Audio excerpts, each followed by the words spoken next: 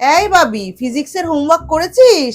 Coaching এর sir কিন্তু বলেছে এই সপ্তাহে হোমওয়ার্ক না করে নিয়ে গেলে খুব মারবে। আরে মা, তুমি চিন্তা করো না তো, আমি ঠিক করে নেব। কি রে বাবি, বসে আছিস যে, হোমওয়ার্ক করবি না? আরে মা, আমি ঠিক সময় মতো করে নেবো, তুমি চাপ নিও না তো। বাবি, আমি কিন্তু আর মনে করতে পারবো না। দূর মা, তোমাকে আর মনে করতে হবে না। বাবি, স্যার কিন্তু খুব মারবে হোমওয়ার্ক না করে নিয়ে গেলে। ছাড়ো তো, আমি ভয় পাই নাকি? A few moments later. কি রে বাবি, কি লুকাচ্ছিস?